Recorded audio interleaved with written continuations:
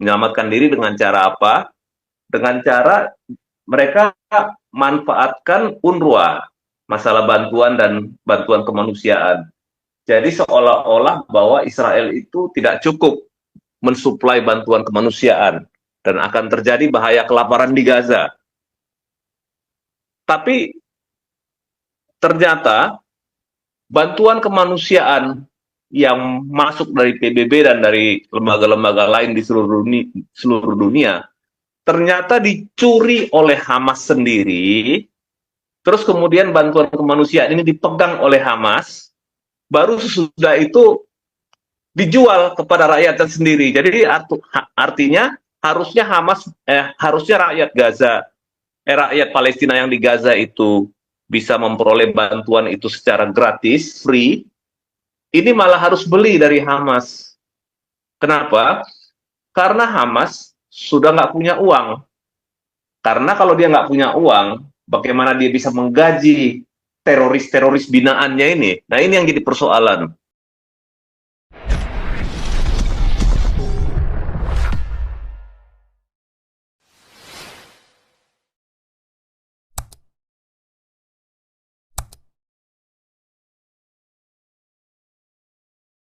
Pastor, ya. Salam, salam. Ini Hamas yang didatangin apa tentara IDF itu, anak-anak kecil Mereka yang itu demo? Gaza, mereka interview. Terus kan orang-orang Gazanya ini kan mulai ini kan, sekarang udah sangat takut karena kan pos-posnya Hamas sudah pada mati. Jadi mereka mulai pada berani Bukan, ngomong. Tadinya nggak berani bukan ngomong. bukan anak-anak tuh demo sama tentara IDF, ya. Bukan, mereka itu Oh, lagi kan dibuka kan Jabalia itu kan dibuka sama si ADF dikawal kan. Tadinya kan mereka nggak boleh pergi, ditembakin sama Hamas kan. oke. Saya salah persepsi. Saya pikir Jadi mereka itu lagi orang itu, marah sama Hamas itu. Mereka lagi saya marah-marah pikir orang Gaza itu gila itu. demo demo mak-mak sama anak kecil ke tentara IDF. Maksud saya, kalau mak-mak sama anak-anak itu demo kan tentara kan mau nembak. Lansal Enggak, anak-anak itu dibuat strategi, ada bomnya itu oleh enggak, tapi Hamas, kan ya kan. sekarang Mossad kan mereka pasti tahu. Israel dia bilang Oh, kami berharap tadi oh, kami berharap orang-orang Yahudi oke. membunuh F-16 ya Yahudi membunuh Hamas dia bilang Ya- begitu. Karena Jadi, mereka sekarang udah tahu yang bunuhin mereka itu bukan orang Yahudi tapi Hamas yang bunuhin orang-orang Gaza betul. ini. Jadi Houthi sama Hizbullah itu wajib dibinasakan itu. Seluruh dunia mendukung itu. Ini kadang-kadang PBB setan juga itu segennya itu. Iya. Orang Papua Nugini itu kan temannya Anwar Sadat itu. Harus dibinasakan, titik, selesai. Kalau nggak aman dunia ini. Indonesia kalau nggak sadar ya susah juga. Orang Yaman, Afghanistan yang menyusup di Indonesia dibinasakan terus. Hamas, Hizbullah, Houthi itu nggak ada ampun. Lebanon Selatan tuh lagi digembur tuh supaya Kristen bangkit memimpin negara Lebanon. Setuju Pastor kan? Iya harus gitu. Jadi si Kama ini kan udah mati, sakit jantung itu mungkin.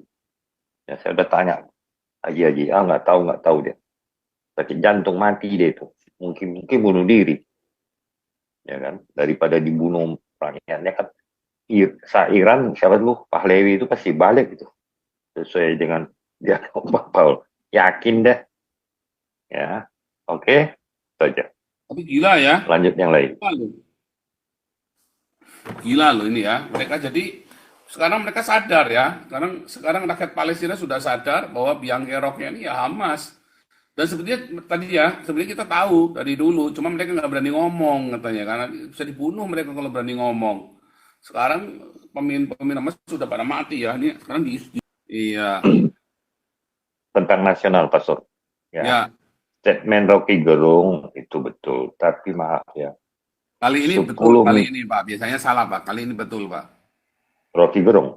Kali ini betul, biasanya salah Pak. Biasanya salah dia. Kali ini aja benar Pak. Enggak. Saya bantah Pak. Saya bantah. Karena gini, 10 miliar dolar US kalau datang dari Tiongkok, 150 T kan dari kurang. Itu karyawan berapa banyak itu? Kan jor-joran. China pasti cepat-cepat investasi, nggak janji-janji. Satu. Karena ada teman saya ikut juga si Erik bekas konsulat di Tiongkok. Bininya itu anak konglomerat, dia bawa ke Indonesia, beli Iya. tambang emas sebanyak mungkin dia beli tambang emas. Om beliin, cari dong jual tambang emas. Si Erik, saya kenal tuh orang Manado, Erik Pangkes. Dia bekas konsulat di Tiongkok, top. Lupa saya di mana kota. Kan ada duta besar di bawahnya konsulat. Dia kawinin sama orang Manado lah. Dia kawinin orang Tiongkok, anak konglomerat. Banyak dia kantornya tuh di PIK. Sekarang dia beli 500 meter di Moy karena rumahnya di penthouse di atas Moy. Berangkat, dia ikut-ikut. Ya mungkin nggak ikut rombongan. Ya, belum pulang sampai sekarang. Oh udah pulang dia. Dia dapat juga jatah itu. Jadi dia, Om cari dong Om. Data. Kayak Bukan saya bela dia ya. Benar. Saya bilang sama dia, Dik, Erik Pangke namanya kan. Dik, dapat ada di Ketom, tenang aja Om. Jadi, Pastor, dia bilang, Om, saya kasih kuota 200 M dulu, nanti sampai T, cari proyek pemerintah. Saya mainkan katanya. Pemerintah, swasta, pokoknya saya kasih kuota 200 M dulu, nanti bisa triliunan. Ah, lu bohong. Benar Om, percaya saya katanya. Saya udah dapat kuota. Benar. Teman si Putih juga itu. Putih Aceh. Benar Pak Paul. Jadi kalau kita lihat, Tirai Pugurong ini, ya susah juga dibilang. Artinya, susah. hilirisasi, ya kan. Lihat Desember nanti. Kita lihat aja 100 hari Prabowo. Tapi kali ini dia ngomong betul, Pak. Saya berimbang, Pak Sur. Saya berimbang. Karena bagaimana Prabowo tanggal 24 dia pulang. Dia kan gengsinya kan tinggi kan. Bagaimanapun si Hasim presidennya, Pak Sur. Bukan si Prabowo. Si Hasim kan lincah itu kan. Laut kan. Betul, Laut presidennya Cina Selatan. Hasim ya. Hah? Sebetulnya Hasim ya. Kenapa? Presiden Iya, Laut Cina Selatan tuh, Pak Sur. Laut Cina Selatan tuh kan udah tiong-tiong. Xi Jinping kan tenang otaknya kan. Tangkapin ikan itu kan luar biasa. Maritim itu kan. Ingat tol laut ikan. Itu nelayan dikirim 100.000 kapal itu kan tangkapinnya daripada tangkap Vietnam, Taiwan, ya kan. Taiwan, apalagi Malaysia, Vietnam, Korea. Wah, ratusan T itu pasar lebih banyak dari darat. Benar nggak? Makanya Filipina, Malaysia meradang juga itu. Wah, Indonesia brengsek juga katanya. Udah kompak sama Xi Jinping. Bagaimanapun Xi Jinping, ekonomi kan lagi amburadul, ya kan? Ya sirip ikan hiu, ya kan pasal sikap hiu, ikan tuna, ya kan? Kalau di Manado tuh ikan tude nama, pengalengan ikan. Di Tiongkok kan perlu itu ekspor ke Jepang, ke Amerika, Eropa, ikan pengalengan ikan. Di Manado ada itu 3.500. Jadi nanti pembangunan cold storage, pabrik pengalengan ikan, itu kan produk massal. Tenaga kerjanya kan massal sekali tuh. Tiap pelabuhan Indonesia berapa banyak itu? Surabaya, Tanjung Priuk, Manado, Makassar, dibangun cold storage pengalengan ikan. Ratusan ribu karyawan itu kan di pinggir laut tuh. Makanya lihat aja, kita lihat 100 hari dah pasal, tenang aja. Ya kita sambil berdoa, bukan sambil membela Indonesia ya kawan-kawan, terutama Pak Teddy. Pak Teddy ada benarnya secara saintifik, ya kan? Tapi kita berbicara aspek logika dalam berekonomi. Itu banyak modul-modulnya, kan berjenjang, bertingkat, berlanjut, berkarya, dan berhasil. Mungkin Pak Teddy bisa hantam saya, atau yang lain-lain. Ompung Toba juga, silakan. Nih, ngomong Toba dulu Bu Dora ya, biar kasih pengarahan dulu nih, kasih pencerahan. Silakan, Ompung. Ompung. Tes suara Pak. Merdu. Oh iya ini menarik ya Pak Paul ya, judul kita hari ini. Ya kalau memang betul-betul itu semua terjadi, Khomeini tewas, terus kemudian Hezbollah, Houthi, sama Hamas hancur, ya sudah lain lagi situasinya gitu. Apalagi sekarang yang akan kelihatan ini Indonesia bangkrut gitu ya. Nah ini perkembangan menarik. Nah mungkin sampai sejauh ini mengenai Homin tewas itu belum kelihatan beritanya Pak Paul di media gitu. Tapi saya nggak tahu apa yang terjadi sampai sekarang. Saya belum dapat informasi yang fixnya dari ini. Mungkin Pak Paul udah dapat lebih duluan ya kali ya, mungkin dari dalam ya. Nah kemudian sekarang ini Hamas sedang berusaha menyelamatkan diri, ya, menyelamatkan diri dengan cara apa? Dengan cara mereka manfaatkan UNRWA, masalah bantuan dan bantuan kemanusiaan. Jadi seolah-olah bahwa Israel itu tidak cukup mensuplai bantuan kemanusiaan dan akan terjadi bahaya kelaparan di Gaza. Tapi ternyata bantuan kemanusiaan yang masuk dari PBB dan dari lembaga-lembaga lain di seluruh dunia ternyata dicuri oleh Hamas sendiri. Terus kemudian bantuan kemanusiaan ini dipegang oleh Hamas, baru sesudah itu dijual kepada rakyatnya sendiri. Jadi artinya harusnya harusnya rakyat Gaza, rakyat Palestina yang di Gaza itu bisa memperoleh bantuan itu secara gratis, free. Ini malah harus beli dari Hamas. Kenapa? Karena Hamas sudah nggak punya uang. Karena kalau dia nggak punya uang, bagaimana dia bisa menggaji teroris-teroris binaannya ini? Nah ini yang jadi persoalan. Nah, demikian juga hal yang sama juga terjadi di Libanon, di Hezbollah. Kita tahu Hezbollah sekarang merasa seolah-olah mereka mau gencatan senjata. Bahkan utusan dari Iran datang, Ali Larijani itu ketemu dengan ketua parlemen Libanon namanya Nabi Berri. Jadi mereka ini seolah-olah sekarang ini mau cuci tangan semua, bahwa kita mau nih bernegosiasi dengan Israel gitu ya, mau gencatan senjata gitu. Nah, bahwa Iran akan selalu berada di belakang rakyat Libanon untuk melawan agresi Israel. Nah, katanya ini Ali Larijani ini bahwa Iran menempatkan ini ya, mereka menempatkan dukungannya kepada rakyat Libanon ya, bahwa Israel harus mundur dan tidak boleh ada. Kita datang ke sini untuk menekankan pelaksanaan resolusi 1701. Nah, jadi Iran ini seperti politiknya orang-orang sebelah ini memutarbalikkan fakta yang ada. Yang memulai perang tanggal 8 Oktober mengikuti Hamas itu adalah Hezbollah atas perintah Iran, bukan Israel yang menyerang duluan gitu. Nah, inilah penipuan-penipuan takia ini ya, model ini ideologi abad ke-7 ini memutarbalikkan fakta, terus kemudian mengatakan bahwa Israel yang menyerang, padahal mereka sendiri yang ikut nari-nari dan menyerang pada tanggal 8 Oktober. Bahkan sudah merencanakan melakukan serangan besar-besaran yang namanya Operasi Penaklukan Galilea. Itu yang kita lihat, terowongan-terowongan yang sudah dibangun di bawah, di perbatasan antara Libanon dengan Israel di utara.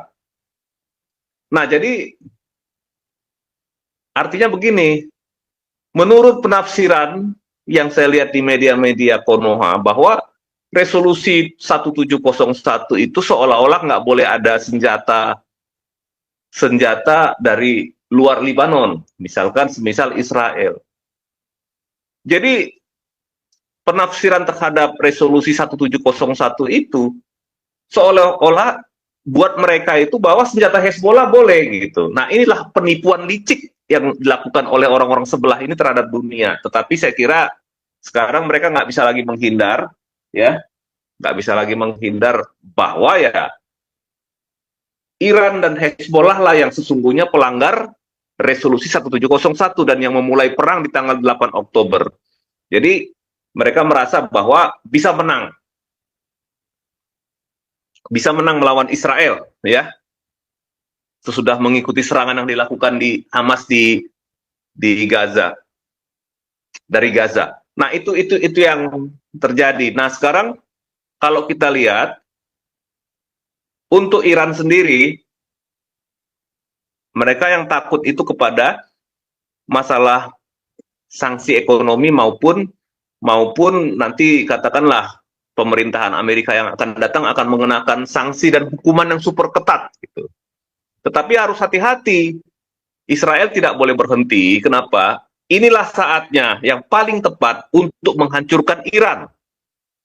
Atau untuk menghancurkan bukan Irannya ya, karena nggak semua rakyat Iran itu jahat gitu ya. Yang jahat itu adalah pemerintah, para mullah ini, para teroris ini. Jadi mereka itu teroris yang berbaju agama gitu. Nah, inilah waktunya bagi Israel untuk bersih-bersih terhadap apa? Terhadap proksi dan terhadap kepala ularnya yaitu Iran sendiri.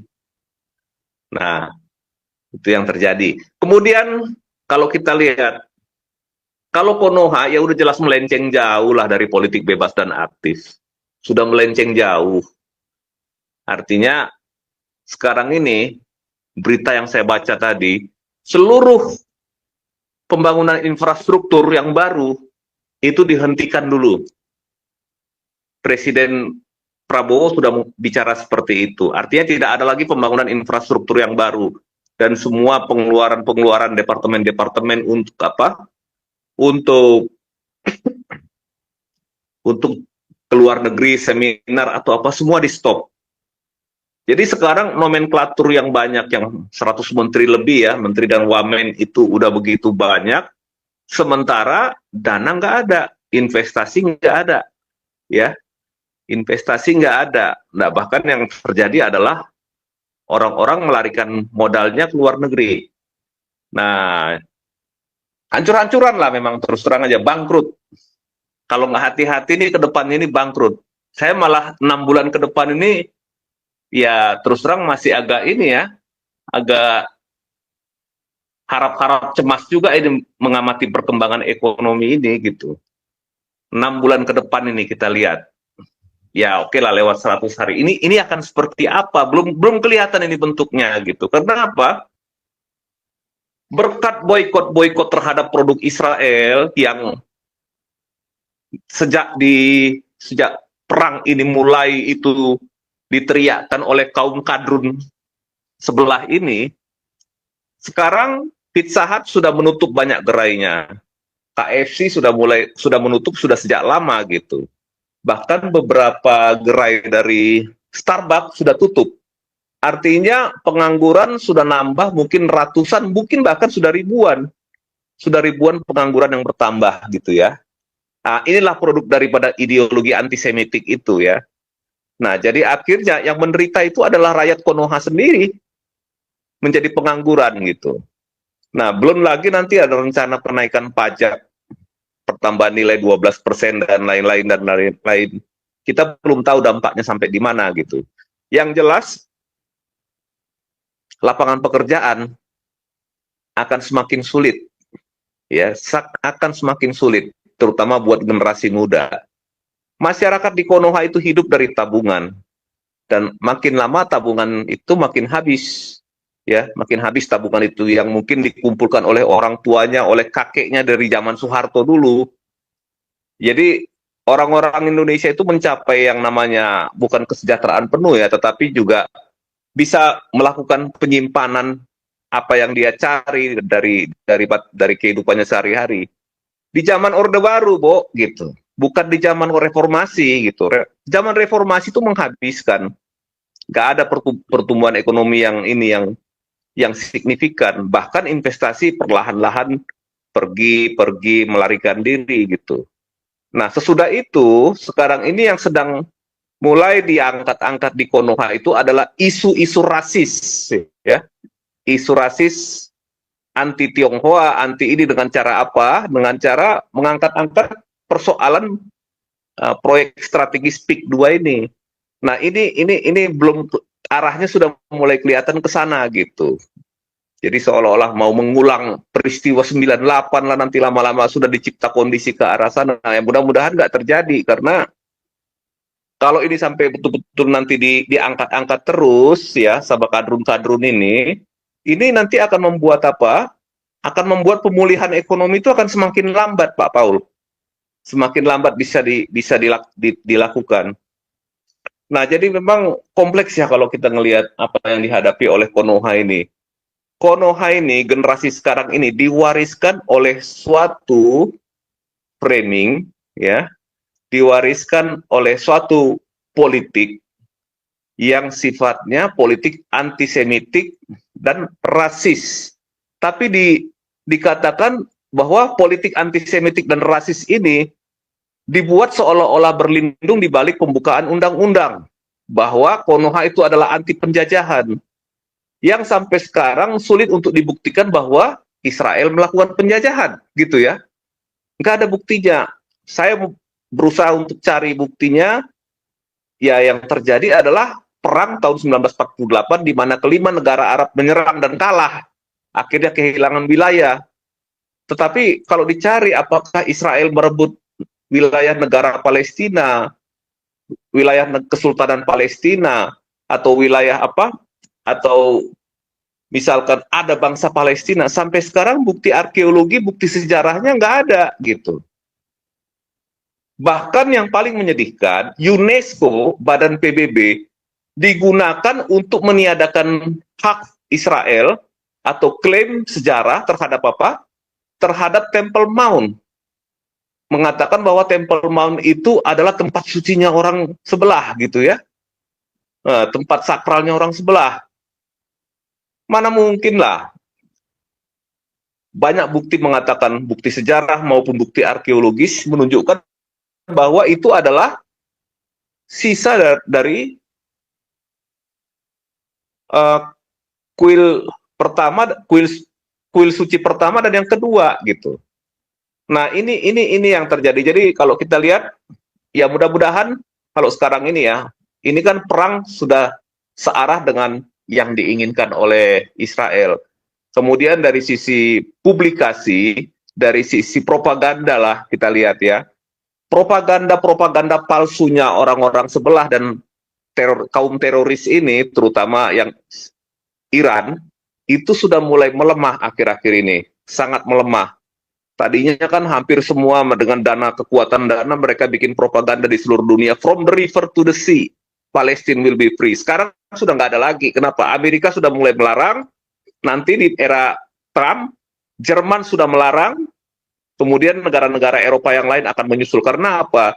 Di dalam sebuah yel-yel atau jargon ini, terdapat suatu niat untuk melakukan Holocaust, untuk melakukan genosida terhadap kaum Yahudi, atau untuk melakukan penghancuran terhadap negara Israel.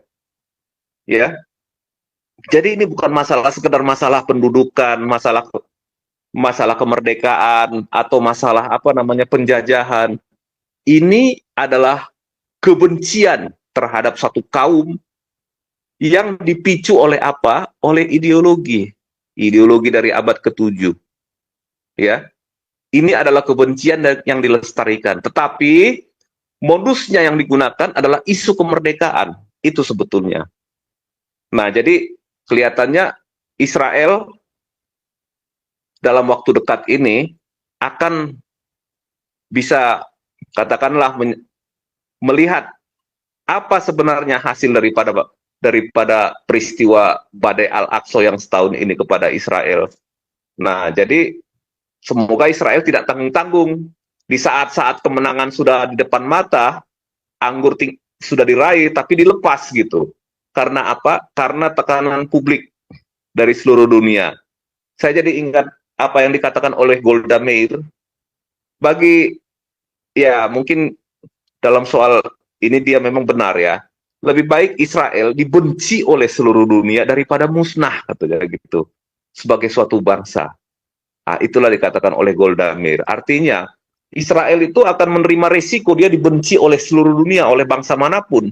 Ya, dianggap segala macam. Walaupun itu sebenarnya bukan kebenaran yang sesungguhnya, tetapi kebenaran palsu yang ditanamkan oleh ideologi sebelah ini, gitu ya.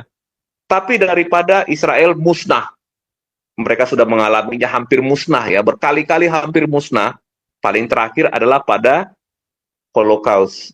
Dan yang terjadi setahun yang lalu itu adalah peristiwa pembunuhan bagi kaum Yahudi dan bagi bangsa Israel yang paling berat selama puluhan tahun dari sejak Israel mulai merdeka.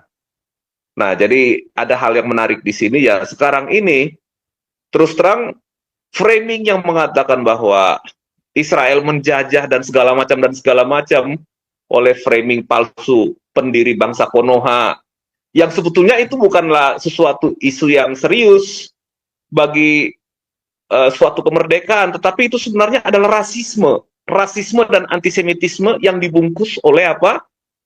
Oleh suatu seruan gitu ya, bahwa itu bertentangan dengan undang-undang Konoha yang anti penjajahan. Nah, itulah artinya antisemitik dan rasisme yang dibungkus, disembunyikan di balik suatu penafsiran terhadap pembukaan undang-undang. Itulah yang diwariskan oleh generasi muda Konoha sekarang ini. Makanya sulit maju, Pak Paul.